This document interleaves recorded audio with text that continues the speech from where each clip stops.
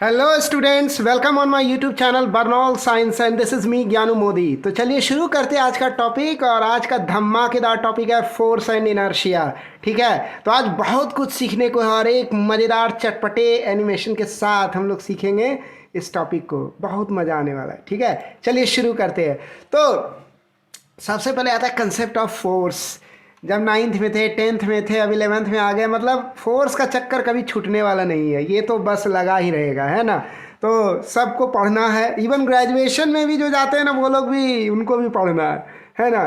तो ये पीछा नहीं छोड़ता है ना। तो चलिए शुरू करते हैं। तो कंसेप्ट ऑफ फोर्स, तो फोर्स क्या है, बहुत बार डेफिनेशन हम लोग देख चुके हैं, एक बार फिर से रिपीट कर देता हूँ, याद में आ जाए आपको फिर से, है ना, मेमोरी में रिफ्रेश कर देता हूँ। तो फोर्स क्या है? फोर्स कुछ नहीं है, एक पुश है या पुल, कोई भी पुश या पुल जो क्या करता है, चेंज करता है या चेंज करने की कोशिश करता है। क्या चेंज करने की कोशिश करता है? किसी बॉडी के पोजीशन को, उसी पुल या पुश को हम लोग क्या बोलते हैं? उसी को हम लोग बोलते हैं फोर्स। यही वह फोर्स का डेफिनेशन, और इससे ज़्यादा कुछ नहीं है और इससे कम कुछ नहीं है। ठीक है, समझ में आ गई बात। चले अब आगे देखते हैं। तो ये रहा हमारा फोर्स का डेफिनेशन, कहानी फोर्स का डेफिनेशन ख़त्म। तो थोड़ा इस डेफिनेशन को समझ लेते हैं। यानी फोर्स क्या करता है? ये किसी भी ऑब्जेक्ट के पोजीशन को चेंज कर देता है। आप देख लो, शुरू में ऑब्जेक्ट यहाँ पर है और फिर जब फोर्स लगता है रेस्ट पर है, धीरे धीरे एक्सेलरेट करते हुए बॉडी इधर आ जाता है। ये हो गया फाइनल पोजीशन, है ना। बार बार मैंने एनिमेशन को रिपीट करके दिखा रहा हूँ। फोर्स लगना शुरू हुआ, लगते लगते लगते यहाँ तक पहुँचा दिया, है ना। तो ये हो गया फाइनल पोजीशन और ये क्या हो गया? ये हो गया इनिशियल पोजीशन। तो क्या हो गया? ये ऑब्जेक्ट अपने पोजीशन को चेंज कर दिया, यानी कि उसका जो ये इनिशियल पोजीशन था, यहाँ से वो ऑब्जेक्ट को खिसका करके यहाँ फाइनल पोजीशन पे पहुँचा दिया। तो क्या हो रहा है? पोजीशन में एक चेंज हो रहा है। यही काम है फोर्स का। खाली बस एक ही शरारत है इसकी, चेंज करते रहो, पोजीशन को चेंज करते रहो। चलो अब आता है कि फोर्स का इफेक्ट क्या होता है। अब हम लोग सीखेंगे इफेक्ट्स ऑफ फोर्स, है कि नहीं। तो पहला इफेक्ट जो होता है ना फोर्स का, हेडिंग छूट गया है तो आप समझ लो ये फोर्स के इफेक्ट्स पढ़ने जा रहे हैं हम लोग। तो पहला इफेक्ट्स क्या है फोर्स का? कि फोर्स जो स्टार्ट कर सकता है या स्टॉप कर सकता है, यानी रोक सकता है या शुरू कर सकता है, किसी भी ऑब्जेक्ट में उसको मूव करा सकता है या उसको रोक सकता है। ये दोनों उसका इफेक्ट है ना।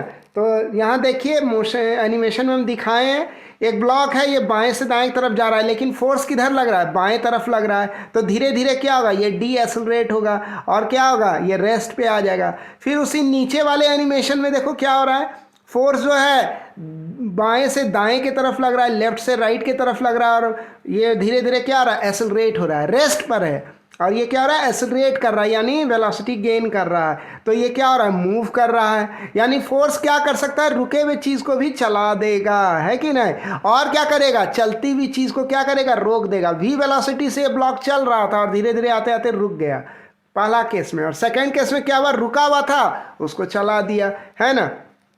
तो इसीलिए कहा जाता है फोर्स का पहला प्रभाव क्या है कि या तो ये किसी चीज़ को रोक देगा जो चीज़ चल रही है, या किसी रुकी हुई चीज़ को चला देगा, है ना। तो यही दो प्रभाव अभी हम देख रहे हैं। अब अगला प्रभाव क्या है फोर्स का?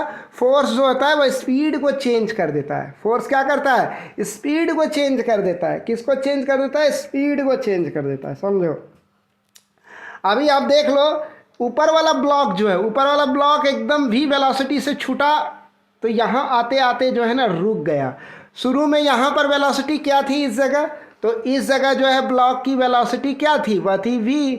और यहाँ तक आते आते ब्लॉक की वेलोसिटी क्या हो गई? वह 0, लड्डू, है ना। तो इसका मतलब क्या हुआ? इसका जो स्पीड है ना वह चेंज हो गया, फाइनल पॉइंट तक आते आते रुक गया।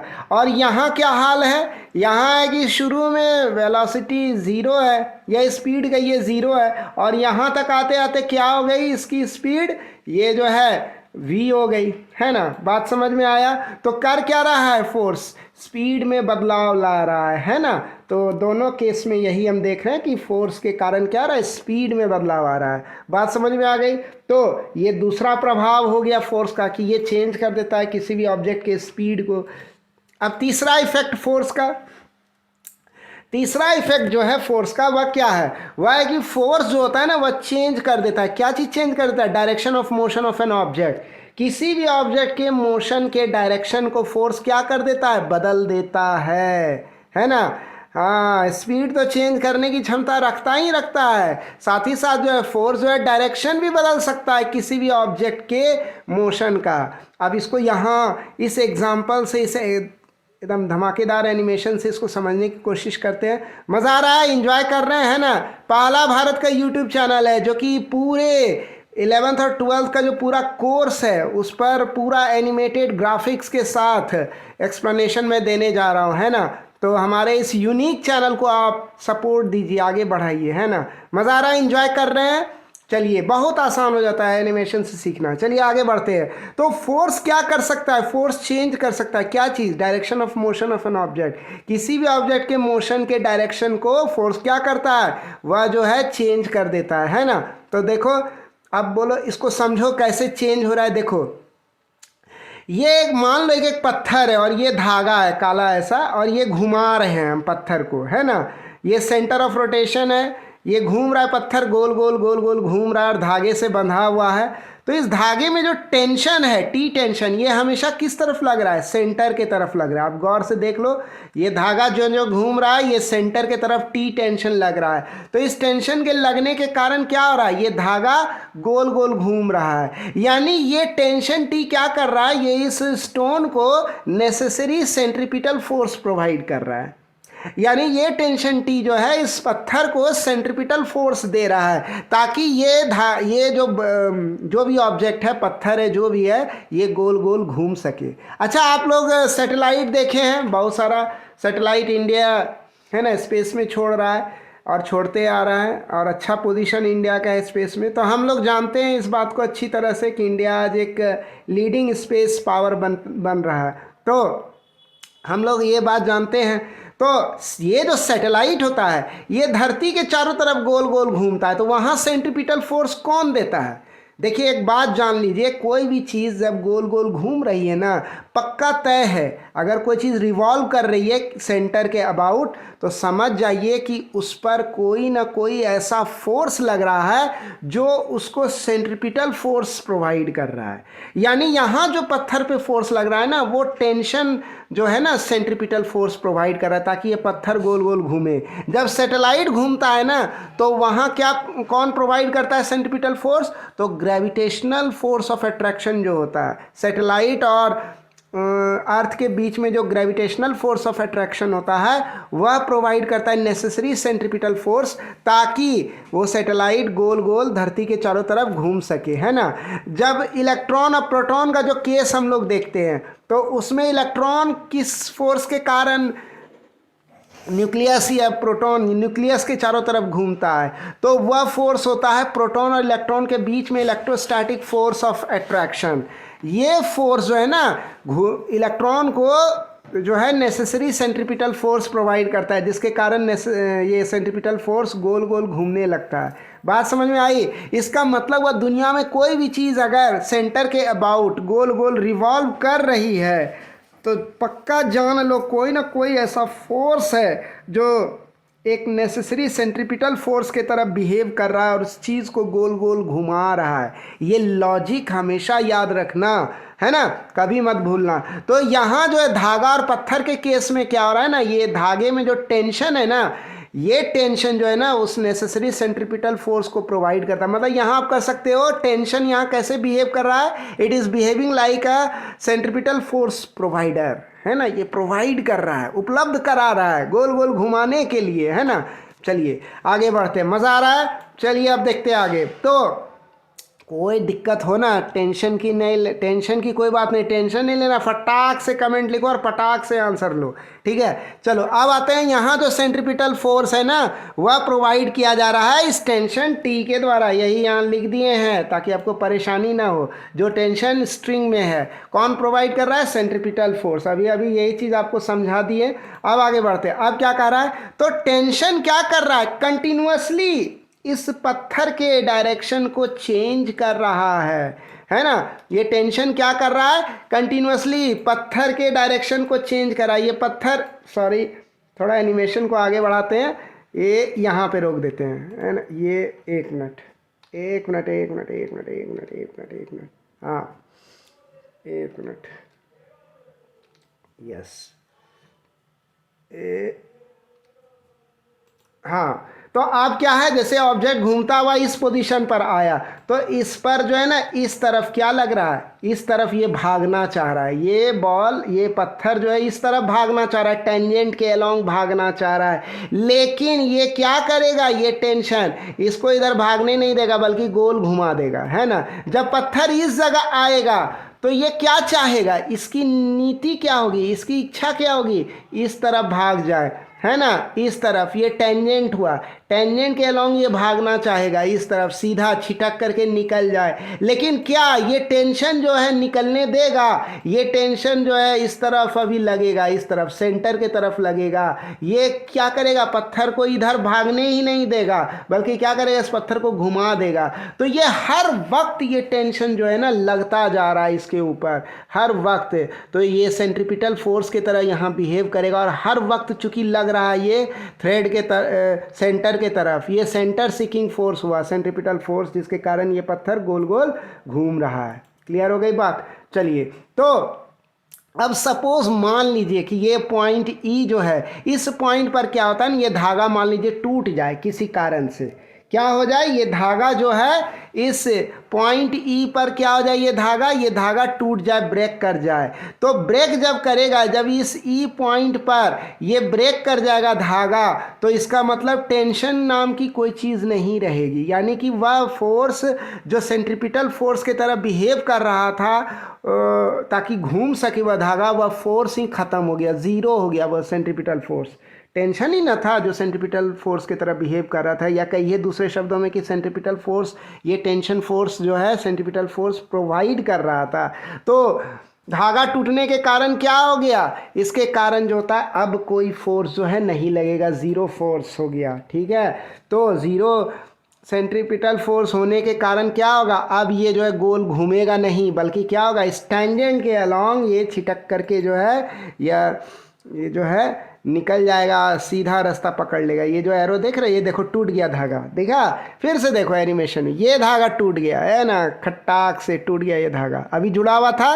और ये धागा पॉइंट ई पर, मान लीजिए बॉल जैसे पॉइंट ई पर आया ना, तो पॉइंट ई पर जैसे आया तो क्या गया, धागा टूट गया। ये धागा टूटने से क्या हुआ, ये जो है अपना रास्ता टेंजेंट के अलोंग जो है ये रास्ता लेने लगा, है ना, टेंजेंट के अलोंग ये निकल गया छिटक करके, है ना। अब ये गोल गोल नहीं घूमेगा क्योंकि धागा ही टूट गया। धागा टूट जाने से क्या हो गया, टेंशन ज़ीरो। देखिए आपको दोनों चीज़ें एक ही एनिमेशन में मैं दिखा रहा हूँ।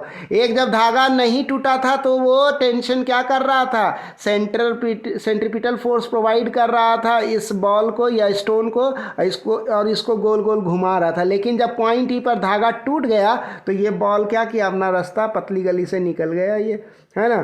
तो ये हो गया, है ना। तो ठीक है, मज़ा आ रहा है। चलिए आगे बढ़ते हैं। तो इसीलिए अब जब कोई भी सेंट्रीपिटल फोर्स अब नहीं रहा, धागा टूट गया, अरे टेंशन ही खत्म हो गया, तो सेंट्रीपिटल फोर्स भी खत्म हो गया। इसीलिए डायरेक्शन में कोई चेंज नहीं होगा। अब ये सीधा पतली गली पकड़ के ये निकल गया, टेंजेंट के लॉन्ग निकल गया, बस कहानी ख़त्म। चलो आगे बढ़ते हैं। अब आता है कि चौथा इफेक्ट फोर्स का क्या है। तो फोर्थ इफेक्ट जो है फोर्स का क्या है, वह यह है कि यह चेंज कर देता है शेप को। यानी फोर्थ इफेक्ट क्या है फोर्स का, कि ये शेप को बदल देता है। ये देखो ये क्या कर रहा है, ये जो है शेप को बदल दिया। फिर देखो, ये अभी शेप था गोल, अब इसे फोर्स लगा, ये बदल गया। ये अभी गोल था, अब फोर्स लगा, ये बदल गया। गोल था, फोर्स लगा, बदल गया। गोल था, फोर्स लगा, बदल गया। इसका मतलब क्या हुआ, ये शेप जो है ना फ्लैट हो जाता है फोर्स लगने, मतलब कि फोर्स में गजब की ताकत होती है। ये क्या करता है, ये शेप को भी बदल देता है ना, ऑब्जेक्ट के शेप को बदल देता है। आप ही सोचो कि आपको आपके क्लास में जो ऐसा लड़का ज़रूर होगा, कोई ना कोई, जो कि मतलब एकदम अपनी धौंक रखता हो, धौंस जमा के रखता हो, तो समझ लो वो आपको, है ना, आए और बस आपको एक घूसा मुंह में अगर देगा तो क्या होगा, वाकई में चेहरा बिगड़ जाएगा, है ना। तो वो फोर्स का कमाल है ना। या आप किसी को दे दो पलट करके तो उसका भी चेहरा बिगड़ जाएगा। तो क्या होगा, ये फोर्स का कमाल है, शेप बदल जाएगा चेहरे का, ठीक है। तो ये याद रखना, ये फिज़िक्स का लॉ है। हाँ चलो चलो आगे बढ़ते हैं। अब आता है कंसेप्ट ऑफ इनर्शिया। तो ये फोर्स की पूरी कहानी थी, पूरा चकाचौंध फोर्स का चल रहा था। तो फोर्स में ज़्यादा कुछ नहीं है, इतना सही है। आज ये लॉज ऑफ मोशन चैप्टर जो है, उस चैप्टर का जो है ये आज पहला वीडियो है, ठीक है ना। तो फोर्स की कहानी इतनी है, इससे ज़्यादा कुछ नहीं है फोर्स में दम। तो अब आते हैं हम लोग कंसेप्ट ऑफ इनर्शिया में। अब हम लोग समझेंगे इनर्शिया क्या चीज़ है, ठीक है। तो देखिए, इनर्शिया का जो लिटरल मीनिंग होता है, इनर्शिया का लिटरल मीनिंग क्या होता है? इनर्शिया का लिटरल मीनिंग होता है रेजिस्टेंस टू चेंज, यानी कि जो बदलना ना चाहे, है ना, जो बदलना ना चाहे, चेंज को रेजिस्ट करे, जो, यही हुआ इनर्शिया, है ना। होता है ना, कोई बच्चे सुधरना नहीं चाहते हैं, चाहे कनपट्टी पे कितनी उसको लगाओ वो सुधरना नहीं चाहेंगे, है ना। जब देखो घर में माँ बाप से मार खाते हैं, स्कूल में टीचर से मार खाते हैं। तो ऐसे बच्चे का इनर्शिया क्या हो गया, बहुत ज़्यादा हो गया, ठीक है। तो दे रेजिस्ट द चेंज, है ना, हम नहीं सुधरेंगे, है ना। चलिए, तो वही है। तो इनर्शिया का एक्चुअल में, तो बहरहाल अभी हम लोग फिज़िक्स पढ़ रहे हैं, तो उसके हिसाब से इनर्शिया को समझेंगे, ठीक है। ऐसे मजाक में किया हमने। तो इनर्शिया जो है सॉरी, इनर्शिया क्या है? यह दरअसल में प्रॉपर्टी है जिसके वर्च्यू, जिसके असर से एक बॉडी जो रेस्ट पर अगर है तो वह क्या करेगा, वो रेस्ट पे ही रहना चाहेगा, है ना। और बॉडी अगर मोशन में है तो वो क्या चाहेगा, मोशन में ही रहे, है ना, with uniform velocity in the absence of net external force. इसी को हम लोग इनर्शिया कहते हैं। यही है इनर्शिया का definition, the property by virtue of which a body at rest continues to remain at rest and a body in motion continues to move with a uniform velocity in the absence of net external force is called inertia. चलिए, स्वाहा। बस यही था inertia, और कुछ नहीं है definition में। कोई दम नहीं, मन है तो नोट कर लो, याद रखना, ठीक है। थोड़ा प्रकाश डालते हैं इसके ऊपर, हाईलाइट करते हैं। तो इनर्शिया में क्या बोला, अगर नेट एक्सटर्नल फोर्स ज़ीरो हो, आओ समझते हैं इनर्शिया को, एक्चुअल इसका सेंस क्या है। अगर नेट एक्सटर्नल फोर्स ज़ीरो हो तो वो बॉडी जो है ना रेस्ट पर ही रहेगा, अगर रेस्ट पर है तो वो रेस्ट पर ही रह जाएगा। ये जैसे ब्लॉक देख रहे हैं, रुका है तो रुका ही रह जाएगा अगर इस पर फोर्स ना लगाए। आप 1000 साल तक भी इस ब्लॉक को ऐसे ही छोड़ दो, कोई फोर्स इस पर मत लगाओ, 1000 साल के बाद कोई बंदा आएगा, इसको देखेगा तो पाएगा ये ब्लॉक वहीं का वहीं है। क्लियर है, बात समझ में आ गई। तो ये क्यों ऐसा है, इनर्शिया के कारण। हर चीज़ चाहती है कि वह अपने स्टेट ऑफ रेस्ट या स्टेट ऑफ मोशन को मेंटेन करे, बस यही कहानी है इनर्शिया की। ये जो मेंटेन करने की आदत है ना, हम नहीं बदलेंगे, हम नहीं चलेंगे, हम रुके हैं तो रुके ही रहेंगे। और कोई चल रहा है तो वो चाहेगा कि हम चलते रहें, हम रुके ही नहीं, है ना। अब देख लो, ये ब्लॉक जो है चल रहा है V velocity, constant V velocity से। अब इसको इच्छा ही नहीं है रुकने की, है कि नहीं, ये इच्छा इसकी नहीं है, ये मोशन का कंटिन्यू करना चाह रहा है इनफाइनाइट टाइम तक, अनंत समय तक ये चलता ही रहना चाहता है ना। वॉयेजर सुना है, वॉयेजर कब छोड़ा गया था, 40-42 साल पहले छोड़ा गया था। आज भी वॉयेजर जो है चल ही रहा है। एक बार उसको पुश दे दिया स्पेस में तो अभी भी चल ही रहा है। क्यों ऐसा हो रहा है वॉयेजर के साथ, दोनों वॉयेजर 1 वॉयेजर 2 अभी तक चल ही रहे हैं। इसलिए ऐसा हो रहा है क्योंकि वो इनर्शिया को मेंटेन कर रहा है। एक बार जो चल रहा है तो वो रुकना नहीं चाहता, स्पेस में उसको रोकने वाला कोई है ही नहीं। कौन रोकेगा उसको, कोई नहीं, वहाँ एयर रेजिस्टेंस ये सब कुछ है ही नहीं, वो सीधा निकलता ही जा रहा है कि नहीं, कोई फ्रिक्शन नहीं है रोकने वाला। धरती पे आप बॉल फेंको, आप थोड़ी गेंद को फेंको तो थोड़ी दूर सड़क पर वो गेंद लुढ़कती कुछ दूर के बाद वो रुक जाती है। वो क्यों ऐसा होता है, क्योंकि उसको जो है एक्सटर्नल फोर्स लग रहा है उसके ऊपर, अपोजिट डायरेक्शन में फ्रिक्शनल फोर्स लग रहा है जो उसको धीरे धीरे रोक देता है। अगर ये फ्रिक्शनल फोर्स ज़ीरो हो जाए, ना लगे, जो कि स्पेस में ही पॉसिबल है, तो वो बॉल एक बार आप फेंक दोगे ना तो फिर वो चलती ही रहेगी, अनंत काल तक चलेगी, है कि नहीं। युग युग बीत जाएंगे, उसका सफ़र नहीं रुकेगा, है ना। तो यही इनर्शिया का गुण है, यही इनर्शिया का शक्ति है। इनर्शिया की शक्ति यही है कि अगर कोई चीज़ चल रही है ना भाई, तो जो चलती रहेगी, रुकने वाली नहीं है, अगर कोई एक्सटर्नल फोर्स नहीं लग रहा है उसके ऊपर, तो है ना। तो ये देखो, ये उसी तरह से जो है ना, यहाँ क्या हो रहा है, ये ब्लॉक चलती ही जा रही है, चलती ही जा रही है ना। ये सुहाना सफ़र और ये मौसम हंसी, ठीक है, तो ये चलती ही जा रही है। तो अब जो है, अब अगला पॉइंट आता है कि इनर्शिया आखिर डिपेंड किस पर करता है। तो ध्यान रखिएगा इस बात का, इनर्शिया डिपेंड करता है मास ऑफ द बॉडी पे, इसको याद रखना है ना। ये किस पे डिपेंड करता है, मास ऑफ द बॉडी पे डिपेंड करता है इनर्शिया। अब इसको समझते हैं। एक बॉडी जो पोजेस करता है, एक बॉडी जो पोजेस करता है, क्या पोजेस करता है, ग्रेटर मास, तो उसका इनर्शिया क्या होगा, ज़्यादा होगा। एक बॉडी जिसका मास कम है तो उसका इनर्शिया भी कम होगा। एक बॉडी जिसका मास ज़्यादा है तो उसका इनर्शिया भी ज़्यादा होगा, है ना। यानी इनर्शिया कहीं न कहीं हर बॉडी का जिद को दर्शाता है। चल रहा है तो चलने की जिद, रुका हुआ है तो रुके रहने की जिद, है कि ना, ऐसे समझो, है ना। तो जैसे मान लो कि ये बॉडी ए है, कम मास का है, बॉडी बी क्या है, ये अधिक मास का है, तो बॉडी बी क्या चाहेगा, ये इनर्शिया इसकी ज़्यादा होगी क्योंकि इसका मास अधिक है, और एक इनर्शिया कम होगी क्योंकि इसका मास कम है, ठीक है। तो अब जो है हम कह सकते हैं इनिशियली दोनों केसेस में हम कह सकते हैं कि ब्लॉक क्या है, रेस्ट पर है। दोनों केसेस में ब्लॉक रेस्ट पर है, मान लीजिए इनिशियली।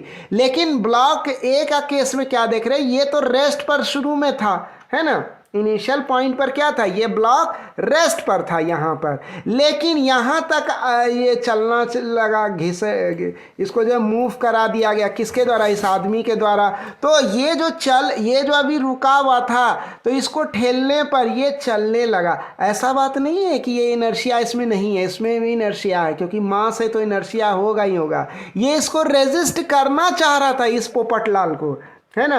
ये चाह रहा था ब्लॉक ए की पोपटलाल जो फोर्स लगा रहा है ये लगा ना सके, है ना। और पोपटलाल जो है ना, उसके पास इतनी ताकत थी कि वो ब्लॉक ए को मूव करा सकता है, तो उसने ताकत लगाई। इसकी मास कम है, इसके मसल्स में इतना ताकत है कि इस इतना सा मास को वो ठेल के खिसका सकता है, लेकिन ब्लॉक ए नहीं चाहता है चले, है ना।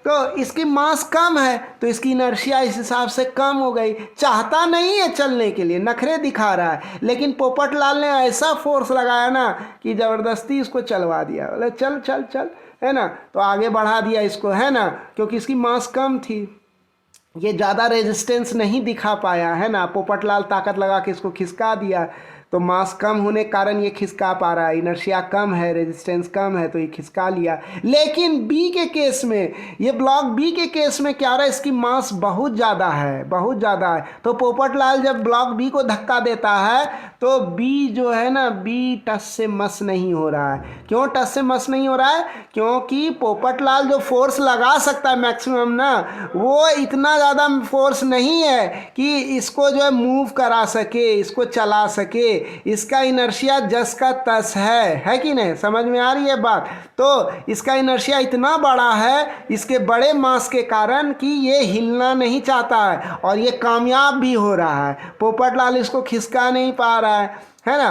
क्योंकि ये अपने आप को खिसकने ही नहीं देगा। ये अपने स्टेट ऑफ रेस्ट को मेंटेन कर रहा है, अपनी इनर्शिया को मेंटेन कर रहा है। और पोपटलाल में इतनी ताकत नहीं है कि इसकी इतनी बड़ी इनर्शिया को, जो कि इसके बड़े मास के कारण है, उस इनर्शिया को जो है ये चैलेंज कर सके पोपटलाल, ठीक है। इसीलिए ये ब्लॉक जो है ज्यों का त्यों अपने जगह पे बना हुआ है। बात समझ में आई, यही बात कहा गया यहाँ, मास ऑफ द ब्लॉक क्या है, वह मास ऑफ ब्लॉक ए से ग्रेटर है। इसीलिए ब्लॉक बी जो होता है ना, ये पोजेस करेगा ज़्यादा इनर्शिया देन ब्लॉक ए, और इसीलिए ब्लॉक बी जो होता है मूव नहीं करेगा, जबकि ए का मास कम है तो इनर्शिया कम है, इसीलिए ये मूव कराने में पोपटलाल सफल हो गया।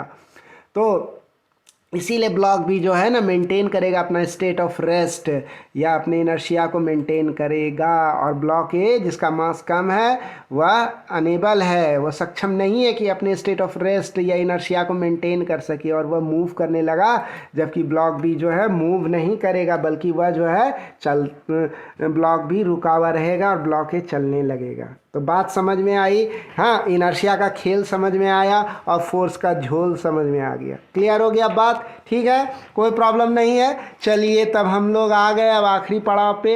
यहीं पर हम विराम देते हैं अपने वीडियो को। मिलेंगे हाँ आपसे फिर अगले वीडियो में। अगर आपको वीडियो अच्छा लगा तो ईमानदारी से आप हमारे प्यारे से यूट्यूब चैनल को बर्नौल साइंस को लाइक कीजिए, सब्सक्राइब कीजिए, बेल आइकन को प्रेस कीजिए और जितना हो सके शेयर कीजिए। And don't forget to drop your comments. Comment ज़रूर लिखिए, कहीं समझ में नहीं आया तो हमको कमेंट कीजिए, मैं उस पर एक स्पेशल वीडियो बना करके दूंगा आपको। ठीक है, तो तब तक के लिए खुश रहिए, हंसते रहिए, मुस्कुराते रहिए। फिर मिलेंगे आपसे टिल देन।